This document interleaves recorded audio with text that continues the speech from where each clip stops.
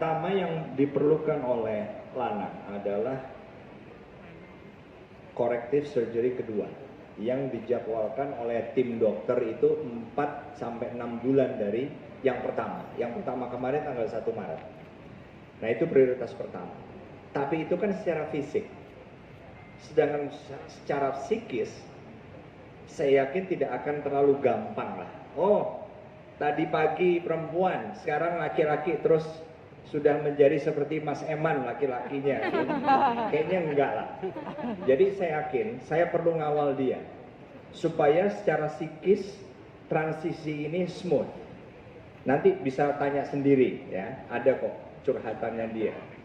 Nah, kemudian saya perhatikan, dia ini punya kelebihan, yaitu orang yang cepat belajar. Tetapi pada hal-hal yang bersifat praktek atau lapangan. Tanya aja nanti misalnya olahraga. Dia olahraga apa saja cepat bisa dan cepat jago. Itu adalah kelebihan. Nah, sementara setelah dia lulus menjadi Bintara Angkatan Darat bulan Februari 2017, dia langsung diarahkan ke kejuruan Ajudan Jenderal. Ajudan Jenderal itu lebih banyak yang bersifat administrasi pekerjaannya. Jadi akan lebih terpakai potensinya kalau dia saya taruh di tempat yang lebih banyak melakukan hal-hal lapangan, praktek. Misalnya, saya akan berpikir lebih pas bagi Lanang untuk saya tempatkan di perbekalan dan angkutan. Di seksi perbekalan, itu tugasnya antara lain menyiapkan makanan, memasak. Dan itu bukan tugas perempuan saja. Banyak prajurit TNI AD pria yang bertugas di situ. Kebetulan Lanang ini sejak kecil oleh mamanya dididik untuk masak. Sehingga masaknya ini jago dan itu natural.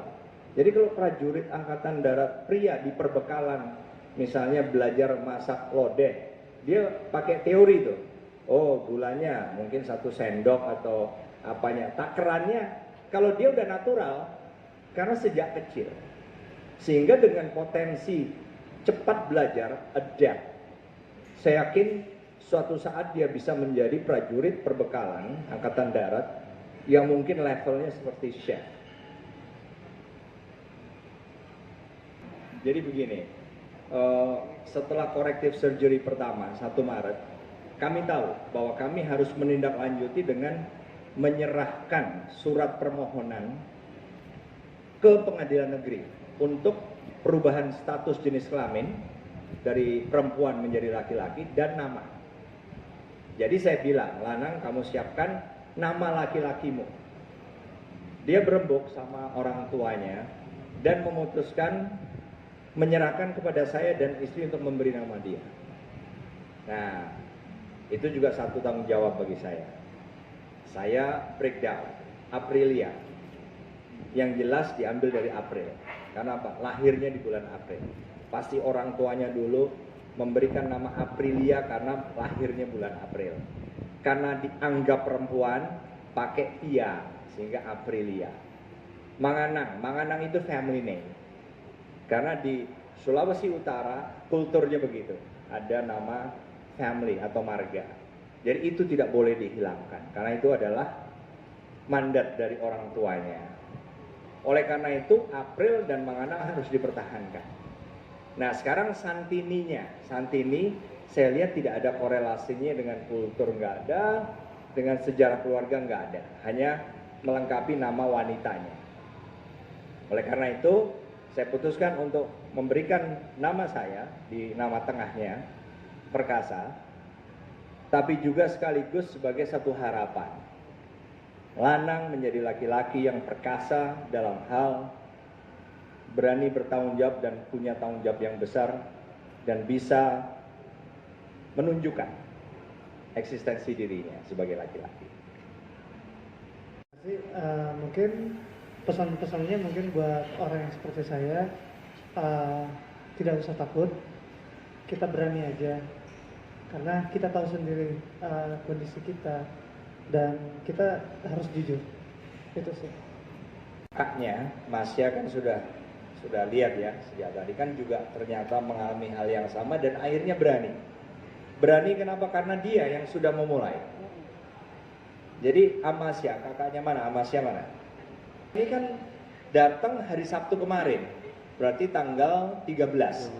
Dia corrective surgery pertama tanggal 1. Jadi 13 hari setelah dia operasi, datang dari Bontang, Kalimantan. Nah, hari Selasa malam berarti 3 hari setelah di sini, mungkin setelah ngomong-ngomong, baru menghadap saya dan tadi langsung mengeluarkan isi hatinya. Pak, kalau boleh saya juga ingin diperiksa.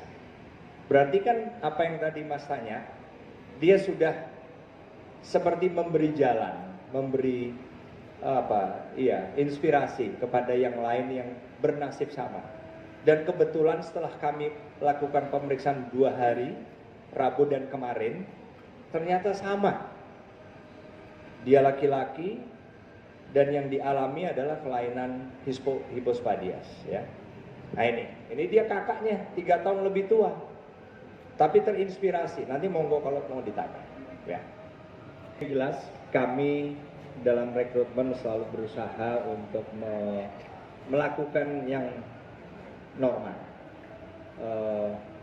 Pada saat itu memang Angkatan Darat punya kebijakan untuk merekrut mereka-mereka yang punya prestasi sebagai atlet. Itulah kenapa Lanang ada di sini sekarang. Nah, itu jawaban saya. Nah, kalau untuk Lanang sendiri coba dijawab singkat. Mungkin perlu juga harapan dari para mungkin milenial. Suatu saat Lanang berani keluar, maksudnya bicara kepada mereka, memberikan inspirasi tentang itulah kondisi maupun tantangan yang dihadapi. Yang bisa dijawab aja. Ya tadi saya juga sempat berpikir, saya juga pengen jadi pembicaraan. Jadi pembicara buat orang-orang yang seperti saya. Karena buat saya itu penting banget. Karena mereka juga manusia ya mungkin ya. Karena mereka juga berhak untuk bahagia dan butuh dorongan dari kita. Karena saya sendiri sudah serasain sih. Selama 28 tahun itu saya menutupi diri. Bukan kenapa saya menutup diri, karena saya tidak berani untuk menceritakan kondisi saya. Karena pasti itu setiap orang menerimanya pasti berbeda-beda. Dan saya menutupi itu. Dan setelah peristiwa ini, saya pengen berani bahwa kalian berhak untuk untuk menunjukkan diri kalian siapa. Jadi buat saya itu tidak usah khawatir. Yang penting kita jujur, berani, itu yang terpenting. Terima kasih sudah nonton. Jangan lupa like, subscribe, dan share ya.